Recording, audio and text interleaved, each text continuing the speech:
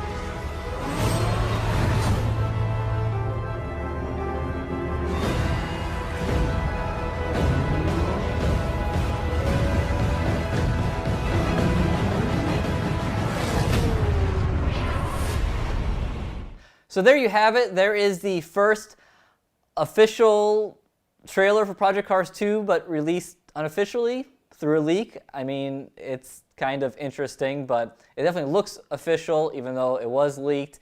So yeah, a lot of cool stuff there. Now that you've seen the trailer, I want to go ahead and just kind of go over what you saw, and we'll go in order here. Have my note sheet here ready to go. We saw the Ford GT, McLaren P1 GTR, very cool cars. Saw Scotland, which came out post-release of Project Cars. Here it is back for Project Cars 2. There's ice racing, which we've seen screenshots before. We knew that snow, ice type racing was coming. We got to see that with the Mercedes going around that ice circuit. We saw flags blowing, and honestly, I can't remember if this feature was in Project Cars 1. I don't think it was, for how long they spent on Brands Hatch and showing those flags moving with the weather, which looks really cool. But you know, that was in there. Dynamic weather, I mean, dynamic weather looked really good in Project Cars 1, and now in 2, showing it off. It's expanded now to obviously having the snow and seeing the dynamic puddles. Looked really great there. Saw Long Beach, so that's a new track to the franchise.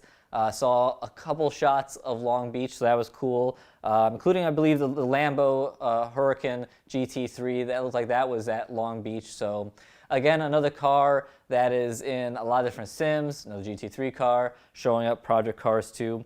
Rallycross, we saw Hell Norway, and not only did we see Hell Norway, which you might remember is already in Dirt Rally, it was also in Sebastian Loeb Rally as a DLC post-release, but also saw the Mini RX, which is kind of the giant Mini that Rallycross is. Didn't see any other Rallycross makes in there, only saw the Mini, so that was of note. And then also saw the Ford F-150, I believe that was the Raptor edition, racing around Hell Norway, so that's kind of fun. Next up, saw Ferrari 288 GTO, so Ferrari licensing, that's always good. Yeah, and that, you know, for my notes, that pretty much kind of sums up what we saw there in the trailer. So, you know, new cars, a couple new, not necessarily tracks, but environments, circuits, whatever they go ahead and call it, and then seeing an expansion of the weather. Of course, as always, it looked great. Can't say that Project Cars 2 trailer looked any different from Project Cars 1 trailers. The first Project Cars trailers looked amazing, and this is kind of kept along those lines. Didn't really notice anything happening different graphics-wise, but that's okay. But that does kind of get me to where we're going with Project Cars 2 and, you know, where we want to see it go, because not to speak for everyone at Inside Sim Racing, because I know Darren enjoyed some parts of Project Cars and Billy enjoyed it, but I didn't love Project Cars 1, and there's some things that I'm looking for here in 2. Talking about graphics, even though the trailers look great, I always felt like Project Cars was really hard on the system. It never looked nearly as good in-game as it did in those trailers. Plus, as you see behind me, triple screen setup, ultra-wide setup, and no triple screen support, which really stunk. So Project Cars 2 better have triple screen support. Obviously, they have VR support, and they do a very good job. I really like their VR integration, Project Cars 1, but triple screen support is needed.